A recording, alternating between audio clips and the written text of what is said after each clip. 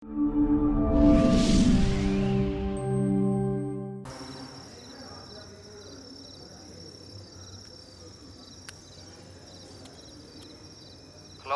ആരാ? അല്ല ഇതാരാ? ഇയാളല്ലേ ഇങ്ങോട്ട് വിളിച്ചത്? എന്നിട്ട് എന്നോട് ചോദിക്കണം. ഹലോ സന്ധ്യയല്ലേ? ഇത് ഞാൻ സൂര്യയുടെ വീട്ടിലേക്ക് വിളിച്ചിട്ടുണ്ടായിരുന്നു. പക്ഷെ സൂര്യയുടെ ഇക്ക എടുത്ത്. നീ ഒന്ന് അവളെ വിളിച്ചൊന്ന് ചോദിക്കോ? ഓക്കെ, നീ എത്രയും പെട്ടെന്ന് വിളിക്കണേ, മറക്കല്ലേ? നീ അവളുടെ ഇക്ക ഇവിടെ വന്ന് തല്ലോ. Start camera rolling. Superman, Batman, Spiderman ഇവരൊക്കെയാണ് എന്റെ ഹീറോസ്. ബട്ട് എനിക്ക് അങ്ങോട്ട് വിശ്വസിക്കാൻ പറ്റുന്നില്ല. ഇത് ബർഗമാന്റെ തന്നെ ബർഗർ. എടാ ഇത് അതല്ല, കമ്പി. ഈ തുരുമ്പിച്ച കമ്പിയിൽ ഒരുപാട് അർത്ഥമുണ്ട്.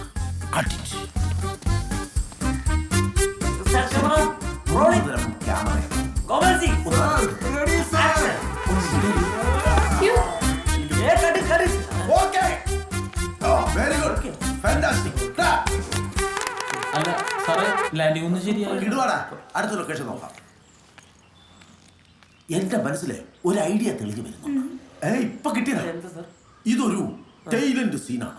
കാണുന്ന പ്രേക്ഷകന്റെ ഉള്ളില് ഒരു വിപ്ലവം ഉണ്ടാവും. കുട്ടി ഈ ക്യാമറയുടെ മുമ്പിൽ നഗ്നയാവണം. അതൊന്നും പറ്റില്ല സാർ. നീ ഇവിടെ അഭിനയിക്കാൻ വന്നതാണെന്നുണ്ടെങ്കിൽ നിന്നെ ഈ ക്യാമറയുടെ മുമ്പിൽ അഭിനയിപ്പിക്കാൻ എനിക്കറിയാം. അവളെ തുണിയായിരിക്കൂടാ.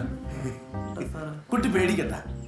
കുട്ടിക്ക് ഒരു കമ്പനിക്ക് വേണ്ടിട്ട് ഈ സെറ്റിലുള്ള എല്ലാവരും നീ ഇപ്പൊ ചെട്ടില്ല. ഫ്യൂച്ചർ സിനിമ ഇവനെ കൊണ്ട് ഇത്തരം മാറ്റങ്ങൾ ലോക സിനിമയിൽ അനിവാര്യമാണ്. വിപ്ലവം സംഭവിക്കണം. എവിടെ നമ്മുടെ ക്യാമറമാൻ?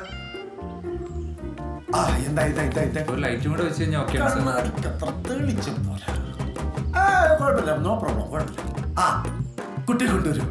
അതെ, എല്ലാവർക്കും വേണ്ടി ഞാൻ തന്നെ ആദ്യം തുണി അഴിക്കാം. നമ്മുടെ ഇതിനകത്ത് ജൂനിയർ ആർട്ടിസ്റ്റുകളുണ്ടാ. നിനക്ക് ഞങ്ങളുടെ പെങ്ങളെ തന്നെ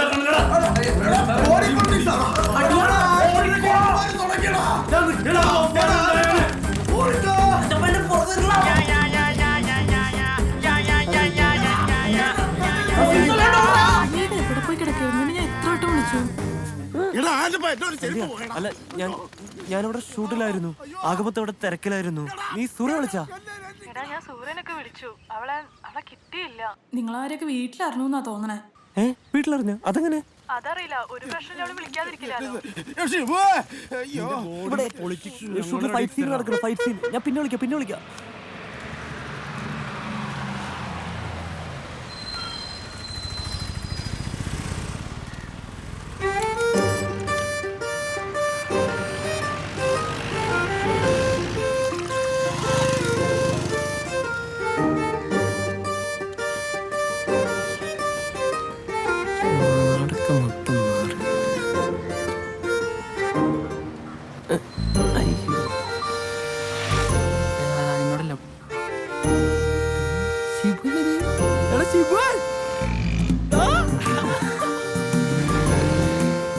നീ നാട്ടുകാർ പറയുന്നത് ഒന്നും കാര്യാക്കണ്ട.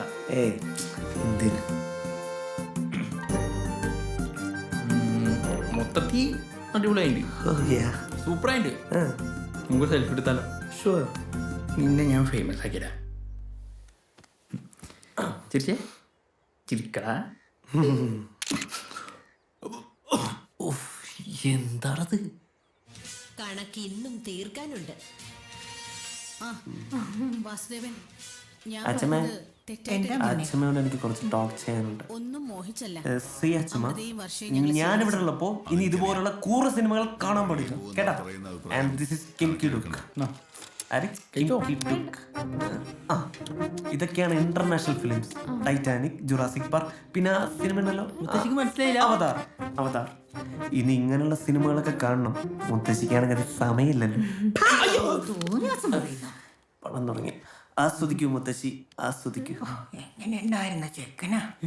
വീട്ടിലറിഞ്ഞു. അതിന് ഇങ്ങനെ ബേജാറാവൊന്നും വേണ്ട. നമ്മളവളെ വീട്ടിൽ കയറി പൊക്കും പോരെ. എടാ ഒന്നും പറ്റില്ല. അവള് വീട്ടിൽ ഇക്കില്ലടാ. ഇക്ക ചക്ക ഓനാരായ നമുക്കെന്താ? അല്ലെങ്കിൽ ഒന്ന് നേരിട്ട് കാണാൻ നിൽക്ക ഞാൻ. എന്തിനു? എന്നിട്ട് വേണം ഇത് രണ്ടിലും തീരുമാനിക്കാൻ. അതൊക്കെ വേണോ? എടാ പണ്ട് കവലയിൽ മുറിബീടി മേടിച്ച് വായ നോക്കി നടന്ന് സാറ് ടിക്കറ്റ് എടുത്ത് കണ്ടിരുന്ന ടീമൊന്നല്ല നമ്മളിപ്പോ. അതല്ല. നീ ഇപ്പൊ ഇത് ഇറക്കില്ലേ? പിന്നെ ഞാനാണെങ്കിൽ നീ ആണെങ്കിൽ ഞാൻ അതാണോ ഇപ്പൊ ഇവിടുത്തെ പ്രശ്നം? അതല്ല.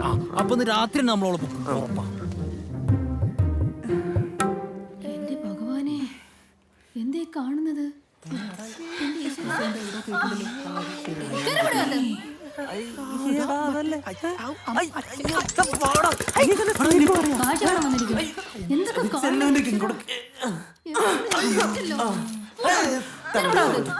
തലരുത് തലരുത്, ഞാൻ സംവിധാനമാണ്. തലരുത്.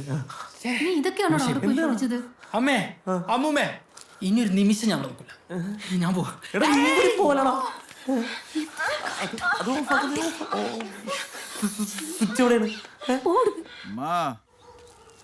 പഠിക്കാൻ പോയിട്ട് വന്ന മോന്റെ കോലം കണ്ടായിരുന്നോ? മുടക്ക പൈസ മുഴുവൻ വെള്ളത്തിൽ വരച്ച വര പോലെ ആയിപ്പോയി. അമ്മ അവനെ കാണുമ്പോൾ പറയാ താടിയും മുടിക്ക് ഒടിച്ച് വൃത്തിയായിട്ട് നടക്കാൻ. കേട്ടോ? നീ വിഷമിക്കണ്ടടാ, അവൻ ശരിയാവും. ശരിയാകും. ഞാനൊരു ആവേശത്തിന് പറഞ്ഞേന്നുള്ളൂ. നമ്മൾ ഇന്ന് തന്നെ വേണമെന്നില്ലേ നാളെ. അപ്പൊ നീ കിടന്ന് പൊക്ക പറഞ്ഞു. ചാടാ ചാടി ചാടാ. എടോ മറ്റാ പടം രക്ഷിക്കാട്ടോ. ഭയങ്കര ഷോട്ടാണ്. ഞാൻ ഇന്റർനാഷണൽ സിനിമ മാത്രമേ കാണുള്ളൂ.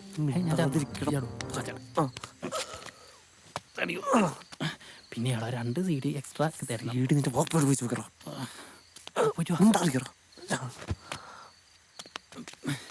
എടാ ഒന്ന് കുനിഞ്ഞിരിക്കണം. നീ പോയിട്ട് ഞാനിവിടെ ഒറ്റക്ക് ഒരാളും കൂടി കൂട്ടിന് വിളിക്കായിരുന്നു. നല്ല വൃത്തിക്ക് തേച്ചിട്ടുണ്ട്. എങ്ങനെയുണ്ട്? പൊളിയല്ലേ? നോക്ക് ചെയ്, എവിടെ ശരിയായിട്ടില്ല.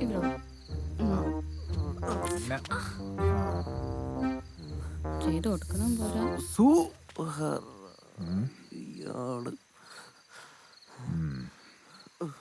ഇപ്പൊ ശരിയാക്കി തരാം. സൂറ സൂറ ശിവു,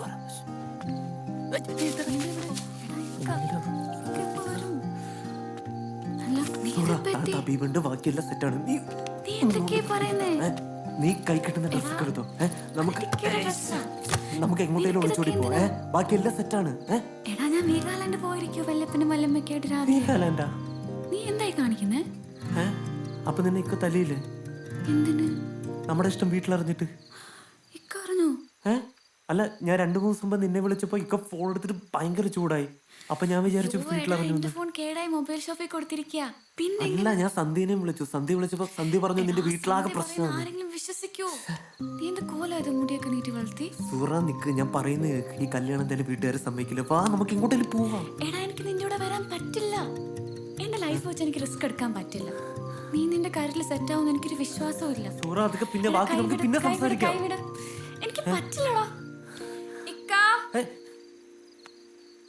ഇവനിത് ഇവിടെ പോയി കിടക്കുക. എത്ര സമയം?